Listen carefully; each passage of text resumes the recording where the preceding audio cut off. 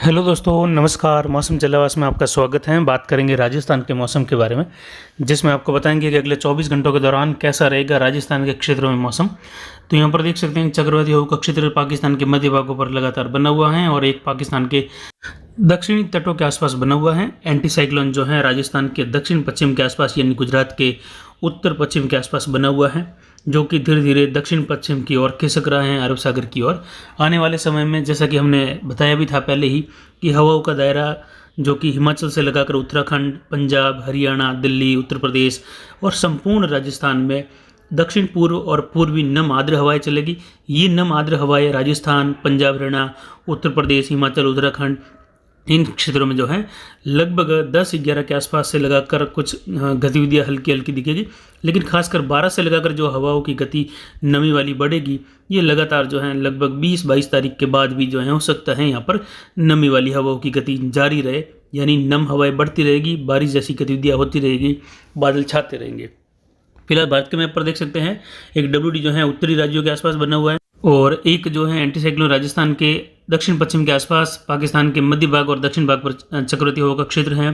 अरब सागर के लगभग पश्चिमी मध्य भागों के आसपास हाई प्रेशर बना हुआ है, जो लगातार हवाओं को पुश कर रहा है राजस्थान के दक्षिण पश्चिम, गुजरात, दक्षिण पूर्वी जो पाकिस्तान का क्षेत्र है और जो पश्चिमी तटीय क्षेत्र हैं भारत के सभी उत्तर से दक्षिण तक के, वहाँ पर।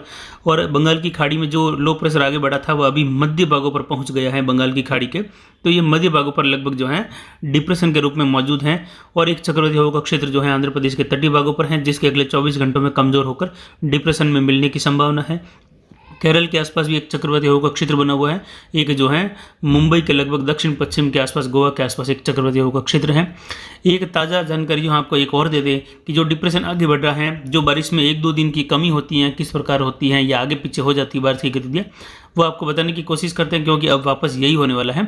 जो डिप्रेशन बंगाल की खाड़ी में बना है, ये जैसे ही जो चक्रवाती हवा का क्षेत्र है उस रास्ते पर बढ़ेगा, वहाँ पहुँचेगा, तो उसके बाद में ये कमज़ोर होते हुए निम्न दबाव बनते हुए चक्रवाती हवा का क्षेत्र बन जाएगा। उसकी वजह होगी कि जैसे ही ये तटीय क्षेत्रों के आसपास पहुंचेगा तो बंगाल की खाड़ी के मध्य भागों के जो उत्तरी मध्य भाग है वहाँ पर एक और निम्न दबाव का क्षेत्र विकसित हो जाएगा 13-14 के आसपास, जिससे जो है ये तटीय क्षेत्रों के आसपास पहुंचते ही इसकी एनर्जी जो है वो उसमें जो नया सिस्टम बन रहा है उसमें चली जाएगी। यानी ये उसमें धीरे धीरे तटों पर पहुंचने के बाद, कुछ आगे बढ़ने के बाद आंध्र प्रदेश के आसपास के क्षेत्रों में फिर से जो है रिकर्व करते हुए या फिर जो है फिर से इसकी एनर्जी नए बनने वाले सिस्टम में चली जाएगी और नया सिस्टम जो है फिर से डिप्रेशन बनने के बाद डीप डिप्रेशन बनने की संभावना है। यानी फिर से जो है कुछ घंटों के बाद ये दूसरी तैयारी भी होने वाली है बंगाल की खाड़ी में, यानी लगातार सिस्टम बंगाल की खाड़ी में बन रहे हैं। तो अगला डीप डिप्रेशन जो है उत्तरी मध्य बंगाल की खाड़ी के आसपास से आगे बढ़ेगा पूर्वी भारत के जो क्षेत्र है वहाँ से होते हुए, और फिर से जो है ये नमी वाली हवाओं को और ज़्यादा पुश करेगा, जो कि जम्मू कश्मीर तक के क्षेत्रों को नमी वाली हवाओं के दायरे में लेगा। और नमी वाली हवाएं आगे बढ़ती हुई जो पंजाब, हरियाणा, दिल्ली, उत्तर प्रदेश, मध्य प्रदेश के पश्चिमी भाग हैं, राजस्थान, गुजरात, इन सभी भागों में जो फिर से हल्की मध्यम तेज, कहीं मध्यम भारी बारिश जैसी गतिविधियाँ दक्षिण पूर्व राजस्थान से लगाकर देने की संभावना बन रही है। उसके बाद में बंगाल की खाड़ी में फिर से जो है 17-18 के बाद एक और निम्न दबाव जो है विकसित होगा, जिसके जो है फिर से डीप डिप्रेशन के बाद तूफान बनने की संभावना भी है। अरब सागर में भी संभावना है कि जो सिस्टम अभी आगे बढ़ेगा ये धीरे धीरे जो है अरब सागर में जाकर वहाँ पर आगे आने वाले समय में चक्रवात बन सकता है, तूफान बन सकता है, इसकी भी संभावना जो है। यानी बंगाल की खाड़ी से पहले हो सकता है कि अरब सागर में तूफान बने, या ये भी हो सकता है बंगाल की खाड़ी में, लेकिन दोनों के अब चांस जो है 50-50% बने हुए हैं तूफान बनने के। यानी गति तूफान जो है अब आने वाले 8-10 दिनों के दौरान बनने की संभावना लगभग जो है पूरी लग रही है। फिलहाल शुरुआत करते हैं दक्षिण पूर्वी राजस्थान से कि यहाँ पर मौसम कैसा रहेगा अगले 24 घंटों के दौरान। यहाँ पर भीलवाड़ा, राजसमंद, उदयपुर, डूंगरपुर, बांसवाड़ा, प्रतापगढ़, चित्तौड़गढ़, कोटा, बूंदी, बारां, झालावाड़ में लगभग मौसम पूरी तरह से शुष्क व साफ रहेगा, लेकिन कोटा और जो बांसवाड़ा, डूंगरपुर के आसपास से लगाकर झालावाड़, बारां के आसपास के क्षेत्र में, चित्तौड़गढ़, प्रतापगढ़ में जो है बादलों की आवाजाही आज बढ़ने लग जाएगी। आज विशेष बदलाव जो है यहाँ के किसानों को देखने को मिलेगा कि कुछ विशेष बदलाव, नमी वाली हवाएं बढ़ रही हैं, बादलों की आवाजाही भी, हल्की ऊंचाई वाले बादल यहाँ पर छाने की संभावना है। 24 से 48 घंटों के दौरान घने बादलों की आवाजाही इन क्षेत्रों में बढ़ जाएगी। और आने वाले समय में मध्यम से तेज, कहीं कहीं मूसलाधार जैसी गतिविधियां इक्का दुक्का स्थानों पर मध्यम से भारी बौछारें भी देखने को मिलेगी। आने वाली जो बारिश होगी वह 1-2 दिन के लिए नहीं होगी या 1-8 घंटे के लिए नहीं होगी, यानी दिन में हो सकता है कि 1 घंटे भी हो जाए, आधा घंटा भी हो जाए, लेकिन ये बारिश का दौर जो है 5 से 6 दिनों तक इन क्षेत्रों में बढ़ने की संभावना रहेगी या होने की संभावना रहेगी। तो यहाँ के किसान सतर्क रहे। आने वाले समय में आपके खेतों पर जो है बारिश होने वाली है, आप अपनी फसलों को लेकर सतर्क रहे, अपनी फसलों की कटाई करें, थ्रेसिंग करें, घर ले आए। लेकिन फसलें अगर कटी हुई पड़ी है तो ख़राब हो सकती हैं। अगर फसल कटाई में विलंब हो रहा है तो बेहतर रहेगा कि उसको खड़ी रहने दें फसलों को, नहीं तो कटने के बाद और ज़्यादा जो है आपके नुकसान हो सकता है। तो आपको ये मानकर चलना है कि आगे जो 12-13 से लगाकर 20 अक्टूबर तक का जो समय है उसमें जो है बारिश होगी। 5-7 दिनों का समय रहेगा। बंगाल की खाड़ी में लगातार सिस्टम बन रहे हैं, हो सकता है 20 तारीख के बाद में भी जो है राजस्थान के क्षेत्रों के आसपास बारिश की गतिविधियां बनी रहे, यानी हो सकता है 20 से लगाकर 25 अक्टूबर तक भी आगे कोई सिस्टम बनकर राजस्थान की ओर बारिश लगातार देता रहे। तो ये आगे आने वाला समय बारिश वाला रहेगा। और इससे सटा जो मध्य प्रदेश का क्षेत्र है, उत्तर पश्चिमी मध्य प्रदेश के लगभग सभी जिले हैं, पश्चिमी नीमच मंदसौर के आसपास से लगाकर ग्वालियर और जो दतिया के आसपास के क्षेत्र हैं, सागर सतना के आसपास के क्षेत्र हैं, वहाँ से लगाकर देखा जाए तो बारिश की गतिविधियाँ यहाँ पर भी बनी रहेगी। भोपालगढ़ इंदौर से लगाकर भी जो है बारिश की गतिविधियाँ मध्यम से लगाकर भारी बारिश होने की संभावना आने वाले समय में यहाँ पर बनी हुई है। तो यहाँ के किसानों के लिए भी जो है सतर्कता बरतने की जरूरत आने वाले समय में बनी हुई है। ऐसे ही पश्चिमी उत्तर प्रदेश के क्षेत्रों में भी, पश्चिमी उत्तर प्रदेश के जिलों में भी बारिश होगी। दिल्ली पंजाब हरियाणा के क्षेत्रों में भी बारिश होगी। तो यहाँ पर किसानों को सतर्क रहने की जरूरत है। इसके बाद बात करते हैं राजस्थान के उत्तर पूर्वी क्षेत्रों की। यहाँ पर झुंझुनू, सीकर, अजमेर, टोंक, सवाई माधोपुर, करौली, धौलपुर, भरतपुर, दौसा, जयपुर, अलवर सभी क्षेत्रों में जो है देखा जाए तो मौसम लगभग शुष्क व साफ रहेगा। हालांकि आने वाले समय में यहाँ पर बारिश का दायरा बढ़ेगा। खंड बारिश के रूप में मध्यम से तेज बारिश यहाँ पर देखने को मिलेगी। कहीं कहीं हल्की मध्यम बारिश होने की संभावना रहेगी। तो बीच में कुछ इलाके ऐसे भी हो सकते हैं जहाँ पर छुटपुट जगहों पर मौसम बूंदाबांदी या फिर जो है केवल शुष्क भी रह सकता है। तो यहाँ पर फिलहाल मौसम शुष्क बना रहेगा, लेकिन आने वाला जो है 48 घंटों के बाद का समय बड़ा बदलाव वाला होगा। पूर्वी हवाएं चलेगी और आने वाले समय में हवाओं की गति भी कुछ 20 से 25 किलोमीटर प्रति घंटे की रफ्तार से भी यहाँ पर चलने की संभावना है। उसके बाद में आने वाले समय में जैसे ही सिस्टम गुजरात के पूर्व के आसपास, राजस्थान के दक्षिण पूर्व के आसपास पहुंचेगा, उस समय यहाँ पर हवाओं की गति में और ज़्यादा जो है बढ़ोतरी देखी जा सकती है। यानी हवाओं की गति 40 से 45 किलोमीटर प्रति घंटे की रफ्तार से भी आने वाले समय में या जो सप्ताह है, तीसरा सप्ताह है, उसमें चलने की संभावना यहाँ पर ज़्यादा रहेगी।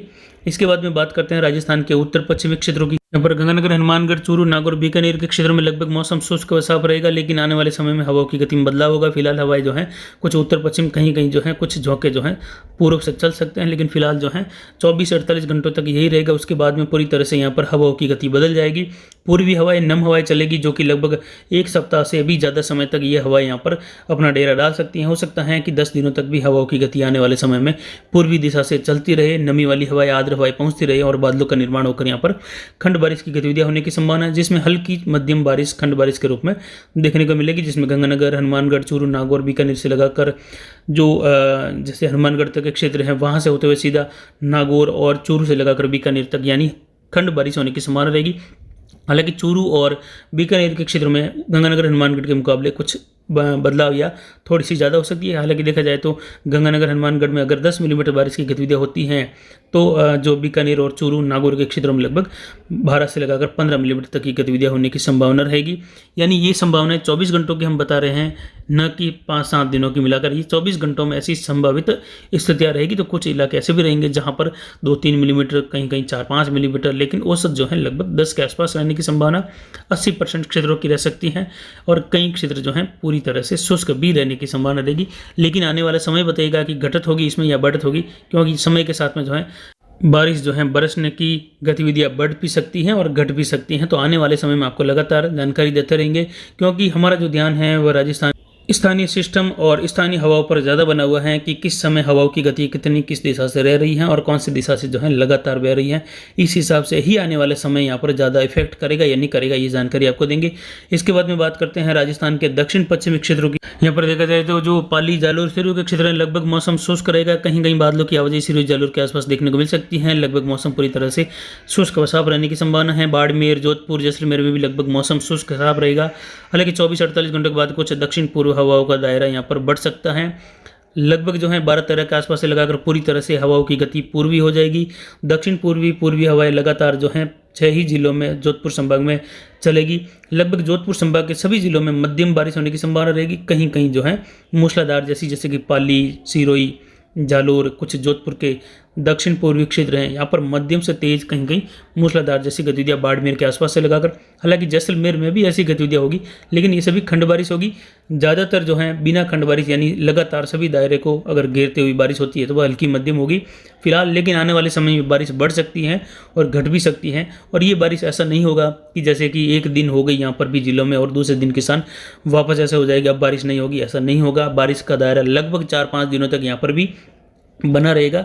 कुछ क्षेत्र हैं जालोर, सिरोही, पाली के, जहाँ पर हो सकता है कि सुबह बारिश की गतिविधियों की शुरुआत होगी तो शाम तक बनी रहे, देर रात तक जो है हल्की मध्यम या अच्छी तरह बारिश हल्की हल्की होती रहे। हो सकता है दूसरे दिन भी ऐसे ही गतिविधियाँ जारी रहे। तो ये 3-4 या 5 दिनों तक का मौसम रहेगा फिलहाल, लेकिन इसके बाद में भी जो है 20 तारीख तक या उसके बाद में भी हम बारिश से इनकार अब नहीं कर सकते हैं। लगातार बनने वाले सिस्टम और जो जल वाष्प की कमी थी राजस्थान में, वह अब आने वाले समय में बहुत पूरी तरीके से बढ़ जाएगी, यानी आने वाले सिस्टम का प्रभाव और ज़्यादा बढ़ेगा। तो फिर बारिश की गतिविधियाँ तो मुझे लगता है अक्टूबर में ज़्यादा होने वाली है राजस्थान के क्षेत्रों में, यानी हो सकता है कई क्षेत्रों में ऐसी भी बारिश हो जो सितंबर महीने में भी यहाँ पर देखने को नहीं मिली हो। तो यानी यहाँ के किसानों के लिए जो है सतर्कता बरतने की जरूरत है। पाली, जालोर, सिरोही, बाड़मेर, जोधपुर, जैसलमेर के किसानों को, क्योंकि आपकी फसल अगर कटाई हो रही है तो आप जो है आपकी फसल को 13 तारीख तक जो है खेतों से थ्रेसिंग कर घर ले आए या फिर जो है उसको ढक कर रख ले। उसके बाद में जो है बारिश का दायरा बढ़ जाएगा, ना आप खेतों में काम कर पाएंगे, ना जो है अगली फसल कटिंग कर पाएंगे।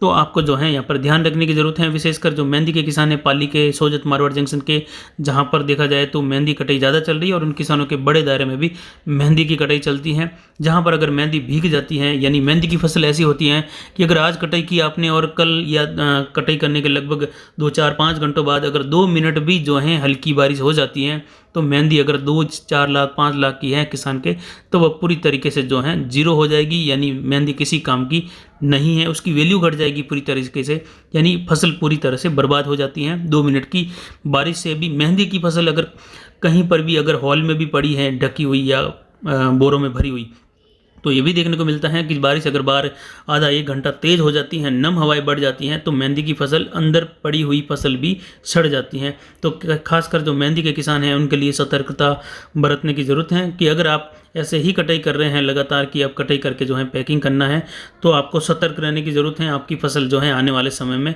ख़राब हो सकती है। इससे बचाने के लिए जो है आप या तो फसल कटाई 13 तक करते उसको जो है पैकिंग कर ले, या फिर जो है 13 के बाद बिल्कुल फसल कटाई नहीं करे आने वाले 10 दिनों तक, नहीं तो आपकी फसल जो है बिल्कुल ख़राब होने की संभावना ज़्यादा रहेगी। तो खासकर इन किसानों को ध्यान देने की ज़रूरत है। उसके बाद बाड़मेर, जोधपुर, जैसलमेर के क्षेत्र हैं, जालोर के, सिरोही, कुछ पाली के, जिन किसानों के अनार के बगीचे हैं जहाँ पर ट्रीटमेंट करना है, क्योंकि इस बार अनार के बगीचे में जो है जो पंखुड़ी सड़न रोग या जो है पंखुड़ी में फंगस ज़्यादा लगा हुआ है, तो वो किसान जो हैं इस बारिश के आने से पहले ही आपको जो है फंगीसाइड करना होगा अपने अनार पर, नहीं तो ये रोग जो है अब बारिश के साथ कुछ बढ़ सकता है। नमी वाली हवाएं बढ़ेगी, इतने दिन भी यही हाल था कि नमी वाली हवाएं ज़्यादा थी और फसल ख़राब हो रही थी, सारी फसलों पर लगभग यही रोग है अनार के। तो अब आने वाले समय में आपको इसको बचाना है तो आपको इस पर जो है अच्छा सा फंगीसाइड करना होगा। जैसे अभी मार्केट में बहुत हैवी डोज में जो है टेबुकोनाजोल जो दे रहे हैं, या नेटिवो का जो प्रोडक्ट आ रहा है नेटिवो नाम से बायर का, वो यूज़ करें, या फिर किसी भी कंपनी का जो है टेबुकोनाजोल लगभग 50% से ऊपर आप प्रति लीटर पानी में लगभग 2 ग्राम के हिसाब से स्प्रे करें। हालांकि ये मात्रा है ज़्यादा रहेगी, लेकिन ये उन किसानों के लिए हैं जहां पर बगीचों में ज़्यादा जो है खराबी हो रही है, जिनके ब्लाइट की समस्या ज़्यादा है उनको इन बारिश के पहले ही स्प्रे करना होगा। जिनके ब्लाइट बहुत ज़्यादा है उनको हाइड्रोजन पेरोक्साइड 50% 200 लीटर पानी में 2 लीटर डालकर स्प्रे कर देना चाहिए आने वाले समय में फसल को बचाने के लिए। तो अभी की जानकारी के लिए इतना ही, आगे की जानकारी के लिए बने रहे हमारे चैनल पर। नमस्कार, जय हिंद, जय भारत।